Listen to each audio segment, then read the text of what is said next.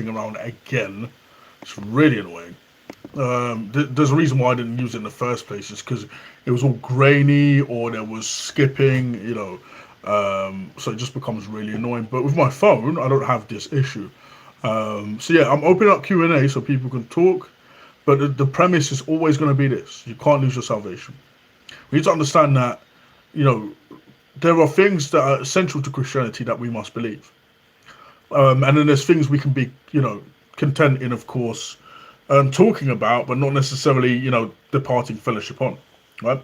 So there are things like, for example, amillennialism versus premillennialism, versus postmillennialism versus whatever, right?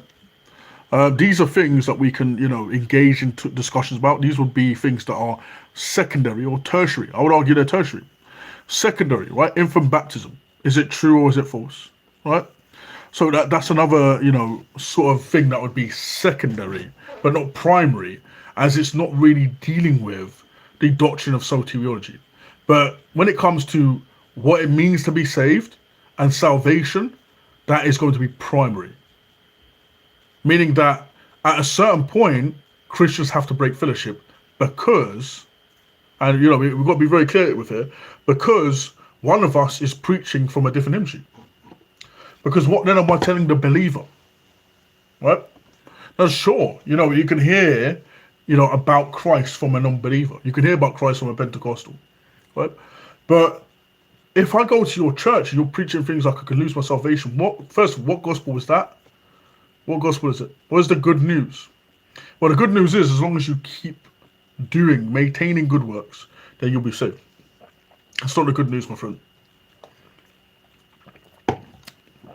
So we're going on from John chapter 6, right? Verses 37 onwards. All that the Father gives to me will come to me, and no one who comes to me I will by no means cast out. Sorry, the one who comes to me I will by no means cast out.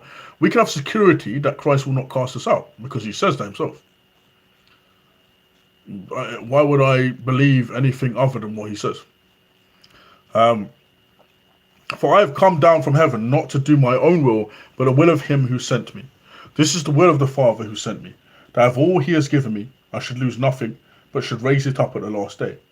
And this is the will of him who sent me, that everyone who sees the Son and believes in him may have everlasting life, and I'll raise him up on the last day. Amen.